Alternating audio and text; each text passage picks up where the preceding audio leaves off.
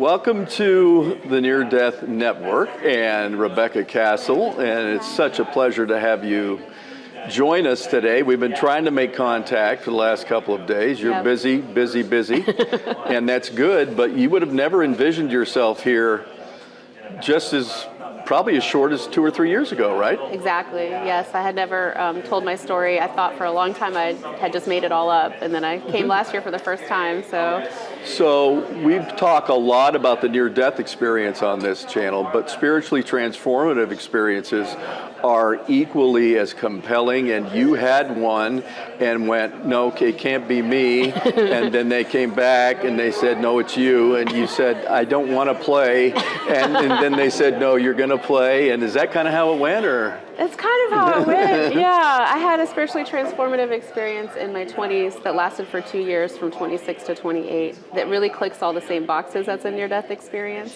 but it happened while I was living my regular life. So for people that are hoping to have a spiritual experience, I didn't die. I was just right here, but it was a lot to parse out and understand. Take us through it. What happened? Well, I'd been on a healing journey. So prior to this, I had been, trying to heal from trauma. And at 23, I'd said I really wanted to heal all the way. I just kind of set that out there. And as I was going on my healing journey, I'd started writing my journal, Dear God. So I would write, Dear God, life is fine, blah, blah, blah. And one night when I was 26, I was in New York for graduate school. I was writing in my journal, and I started to write, Dear God, and I felt really taken over by a feeling.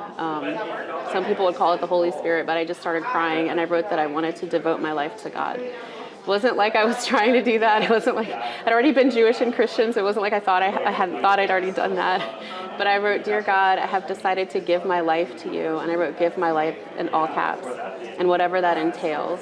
I want to be guided by you, by the light. This is my pledge. I will work hard to follow this path and bring it to fruition. Please help me do this. Please help me bring light to other people. Thank you. Amen. Just wrote that. I was crying, and I finished my journal entry. Life is good. I'm in school, la la la, and I went to sleep. I didn't think anything would happen from writing that. I just thought, I wrote that. But when I went to bed that night, I saw light come over my bed, and it went from one end of the room to right over me. And it was not just like a light you turn on in the room. It was like a sentient light that could see me and cared about me and knew me. And I was really scared to be seen, because it was like being seen all the way into my heart. And I could just tell I was still hiding a lot of myself. So I tensed up and I said, go away, I'm afraid, go away. Because I was afraid to be seen so fully. And after I told it to go away, I started feeling tingling in my head. It was spreading through my head, and it was like love and peace. But I thought it was a headache, and it just kept spreading. I had a boyfriend at the time. He was asleep. I looked at him. I was like, is he having this weird headache? Like, what's happening? And it just spread. And as I relaxed into the feeling, I felt a voice come into my head that said, you don't have to be afraid, but if you are, you can wear a hat. And it put a graduation hat into my mind's eye. When this happened, I was 26, and I was like, well, that's not a cute hat. And I tried to put some other options of hats into the voice. But then it just stopped, because you shouldn't, if you get a download or you have a beautiful voice talking to you, just listen to it. But so after that night, I started having 2 years of experiences that were my STE. Like, I was at this level. I wrote this promise by accident. And for over 2 years, I was kind of brought up to the level I needed to live at to live in alignment with my promise. So I woke up the next morning, and I was like, that was kind of strange. I don't know what that was about. And I started going to school, to class, and I saw light coming out of everyone I passed, just like beautiful ethereal light, like all around them. And I thought, wow, I never knew people were this beautiful. Like the kind you see around me right now. Yeah, like you. It was the brightest it's ever been. I still see it, I can sense it, but it was like, I didn't know people were so beautiful. Do they know this? They're this beautiful? This is amazing. And I was just walking like this down the street, like, oh my gosh, everyone's so beautiful. That week, I started having psychic dreams with guidance, so precognitive or psychic dreams where things were coming to me in my dreams that were going to happen. They were giving me guidance about my life. So over the years, I've had a dream about a car accident before it happened, or I've had a dream about I got and survived carbon monoxide poisoning. I had a dream about that before it happened. Do you think it was trying to prepare you for what was going on? Yes, sometimes it was like, especially things that might have been troubling or upsetting. It was just like, but it's interesting. It's like, I don't know how free will fits into all of that, but it's just like a little like, this is going to happen, FYI. In the dreams, I'm never upset. I'm just watching it, and it's like, okay, that's cool. And then when it happens, you know, like a car accident, I'm like crying. It's very dramatic in real life. So, you know, I've had those ever since. Even the years after my experience ended, when I tried to act like it never happened, I was still having psychic dreams. So that's been really interesting. So you said it was a trauma. Are you comfortable talking with what the trauma was, or? I can talk about it if you want me to. I had a sexual assault when I was 13. You did? Okay. Yeah, and I felt like it was my fault, and I tried to Did you have PTSD? I had PTSD. Yeah. I ended up going to therapy. Before I went on my really intense healing journey, I'd been to several years of therapy, and even like an inpatient program for survivors of sexual trauma that was really helpful. But eventually, they were like, "You're fine. You're doing great." I just knew I still wasn't fine. Like internally, I'd done all the mental healing, but I needed to do a level of soul healing that was really all of this other healing that I did, like that led me to my STE. So the gift enables you to do what for whom? Well, so since my experience, I now do readings and healings for people. So I do angel readings. So another part of my experience was I was able to start to feel angels around me, really tall angels like I've read about, and they were guiding me to do different things or just bringing me comfort. So I now do readings and healings where I tune into the angels and I tell people what their angels want to tell them. And so that's really beautiful. I did not do that for a long time because, you know, my experience ended when I was 28 and I thought, I just made all that up. I'm going to ignore it. So you didn't trust it? First I trusted it. When it first ended, I was like, thought I was going to go live in heaven. So for 2 years, I had all these beautiful experiences. It ended with this beautiful dream of an angel telling me that I needed to go have a great life. Life was amazing. Go live a good life. And I was like, well, when am I going to meet you? Because I thought he was going to be my boyfriend. I couldn't tell. He's very handsome, you know. But the angel? Yeah, the angels are hey, that would be a great boyfriend. They're very beautiful. And he said, you'll meet me when you finish swimming. This is the end of my experience. And in the dream, I was taken from where we were talking in my room to a huge ship, and I was lowered from the ship into the ocean. I had to start swimming out alone into this big ocean.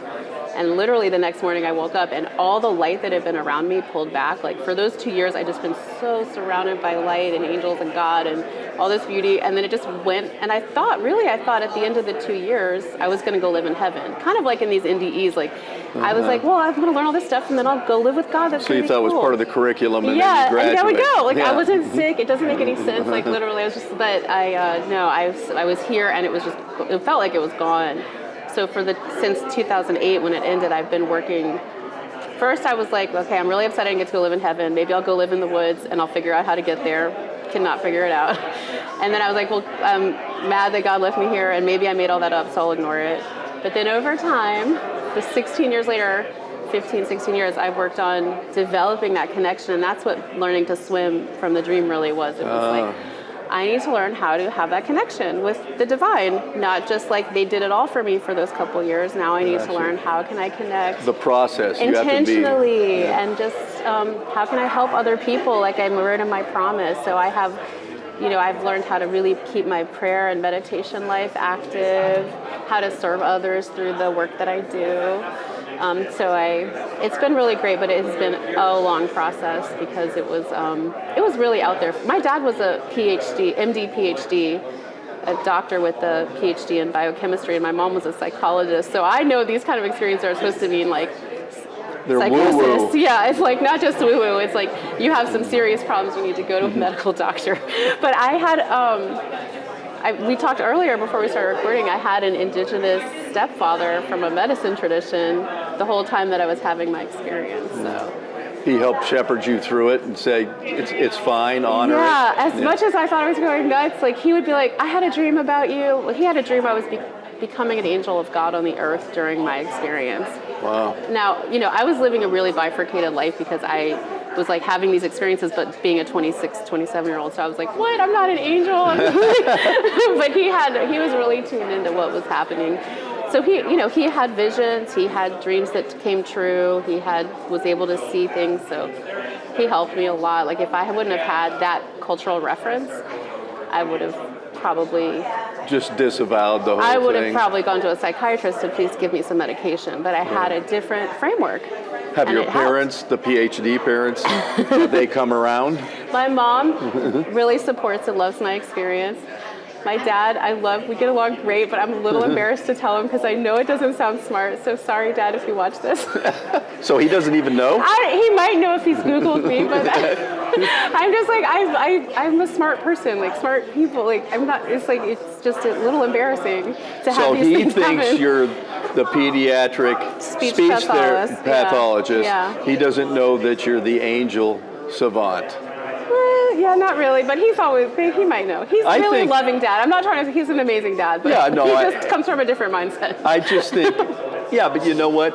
Oftentimes people who have that inherent filter to not trust those types of occurrences have a barometer because they've either seen it happen where people are defrauded. Right. Because there are people, there's defraud in everything, in your profession, our profession, that's true. in angels and mediums especially. That's true. So he probably only wants the best for you. Right. So I think you need to just have the courage to confront it because you're doing wonderful work. Thanks. And the people that you help, that's what it's all about.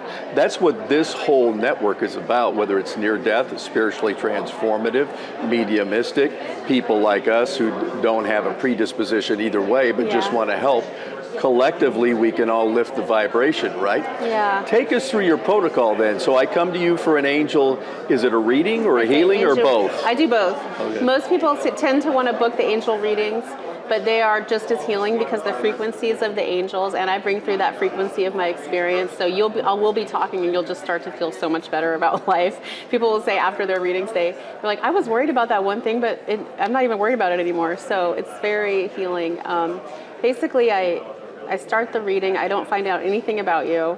I do not Google people. That's really bad, obviously. No, that's cool. Yeah, and I just ask your name, and I don't even want to know what's going on usually. I try not to, unless there's something you need to tell me beforehand. I bring light into my system, and yours. We just do a little centering meditation, and then I invite your angels and guides in, and I start to hear the messages that they want to tell you.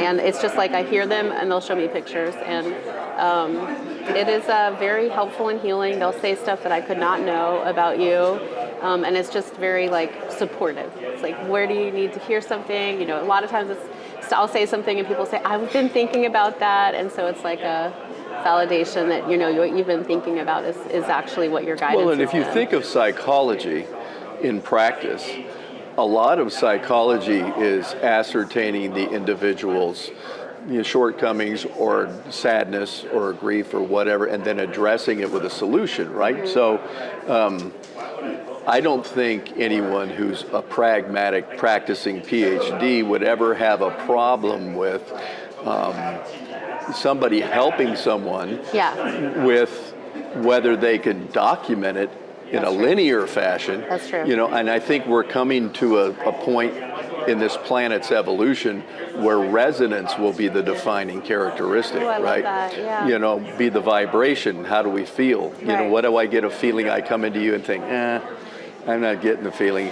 I feel like she's a charlatan or not, or she's legitimate or not. And what makes you feel better? That's what I think would really help me embrace my experience. Was I know I'm not supposed to be seeing all this stuff, but it made me feel better and it made my life better. And if the reading's maybe nobody can see it, but it makes people feel better. And I think, to embrace spirituality doesn't mean you have to give up on your intelligence. We're mind, body, and spirit. So we have all three. And I was raised with just mind and body, and then learning the spirituality side is what has really healed me and completed my life. So you kind of pushed it aside initially because... Yeah, I was like, well, I don't know. It was a little out there. Yeah. I mean, now that I'm in this space at IANS, people are like, oh, how do you have an experience like that? That's amazing. I want to have that. I'm like, it's amazing. I thought it was nuts for you. So it's been really neat to have that experience to be able to, find a place where people really do embrace these experiences. But I don't think everyone has to say, okay, that's true. But I think, I have plenty of friends that are skeptics and atheists, and they know that it made me feel better. And I think people are pretty cool about it. You already told God you would do this. I guess so. You can't go back now. Yeah, that's true. I tried to. It was, No, I was just kidding. I didn't want the full version. I just wanted I didn't mean to make it that serious. You know, I love it. I'm very thankful to be of service, and you know, it helped me, and I really want to help other people because life is rough. Life is hard right now. It and I is think tough. We can help each other. So. How would you talk, you know, because like I told you, I have 2 daughters, and Yeah. and one of them's very empathic, and she looks at the world, and she wants to believe in God. She wants to believe in goodness, and she's fine with the way she was raised, but she sees all this vitriol and how people are, you know, just so disparaging towards one another, and you know, how would you address people like that and say that what should you fix your gaze on, in other words? I think you just said it right there, is kind of paying attention to what you put your attention on. You know, when I had my experience, it was like I saw heaven on earth. I saw light in everyone. I felt the angels. I was like, oh, earth can be beautiful. We just have to choose that. So I think I try, you know, I'm selective about what I put on media around me. It's hard, but I try to only kind of pay attention to, not that I'm ignoring the world, but if I'm not going to go right out and, you know, being of service, I need to kind of keep my heart in a centered place. So, So I think, I think that, you know, if you look around your neighborhood, people can be so beautiful. It's like when you're looking further out, and the news does make money off of horror. Fear. Yeah, fear. And they make money that way. Fear and clicks. So so I think it's important to think about, what you look at, and, you know, centering, because the human world is rough. I'm not saying it's easy, but once you get tuned into the divine frequencies or God, you can start to see like how you could be more in tune with that and bring it to your human life. Right, integrate it more often than not. And the more we each do that and bring that out into our little spheres, the more we can make the world a better place. So just kind of detaching a little bit from the human to remember that you're more than a human, and then bringing that to your human life. That's what I'm finally figuring out. Not all the way, but I'm working on it. Hey, it's a work in progress. Yeah. If we're still here, we got work to do, right? Yeah, I mean, that's the way it is. That's I'm so glad you're doing this channel, because it's going to be such a service. We're looking forward to it. How can people get a hold of you if they want to engage your services? Okay, you can find me on my website. It's RebeccaKastl.com, which is RebeccaKastl.com. And I have an Instagram, I have a Substack that I call The Accidental Mystic, and you can find all my stuff at my website. Very cool. Thank you so much for stopping by. So fun. Take care. Yeah.